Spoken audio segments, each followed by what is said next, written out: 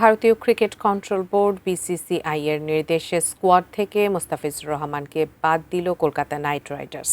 দুই দেশের রাজনৈতিক টানাপোড়েন ও সাম্প্রতিক নানা ঘটনার প্রেক্ষিতে এই সিদ্ধান্ত নেওয়া হয়েছে বলে জানিয়েছেন বিসিসিআই সচিব দেবজিৎ সাইকিয়া। মোস্তাফিজের পরিবর্তে অন্য খেলোয়াড় নিতে কলকাতাকে অনুমতিও দিয়েছে বিসিসিআই। ভারতের ফ্র্যাঞ্চাইজি লিগে বরাবরই চমক টাইগার পেসার মোস্তাফিজুর রহমান। ব্যতিক্রম হয়নি এবারের আসরের নিলামেও।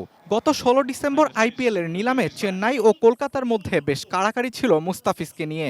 সেখান থেকে ৯,২০,০০,০০০ রুপিতে বাঁহাতি পেসারকে দলে ভেড়ায় কলকাতা, বাংলাদেশের ক্রিকেটারদের মধ্যে যা আইপিএল এর রেকর্ড পারিশ্রমিক।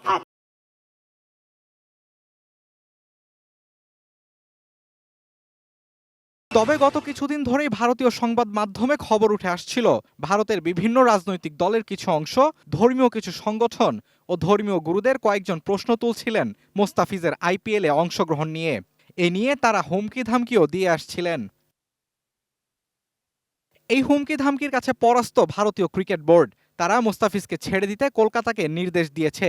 এরপরই স্কোয়াড থেকে মোস্তাফিজকে বাদ দিয়ে একটি বিবৃতি দেয় কলকাতা নাইট রাইডার্স, যেখানে তারা নিশ্চিত করেছে বিসিসিআই এর নির্দেশেই মোস্তাফিজকে স্কোয়াড থেকে বাদ দিয়েছে তারা। রাজনৈতিক টানাপোড়েনে আইপিএল এর প্রথম আসরের পর থেকে পাকিস্তানি ক্রিকেটারদের আর নেওয়া হয় না এই টুর্নামেন্টে। দুই দেশের দ্বিপাক্ষিক সিরিজ বন্ধ আছে এক যুগের বেশি সময় ধরে। গত বছর ওয়ানডে ও টি-20 সিরিজ খেলতে বাংলাদেশে আসার কথা ছিল ভারতীয় দলের।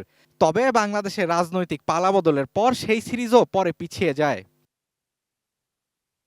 এদিকে টি-20 বিশ্বকাপ খেলতে আগামী মাসে ভারত যাওয়ার কথা রয়েছে বাংলাদেশের। গ্রুপ পর্বে বাংলাদেশের ৪ ম্যাচের ৩টি কলকাতায়, আরেকটি হবে মুম্বাইয়ে। Sheikh Tanvir Hasan Arif, sports desk, ATN news.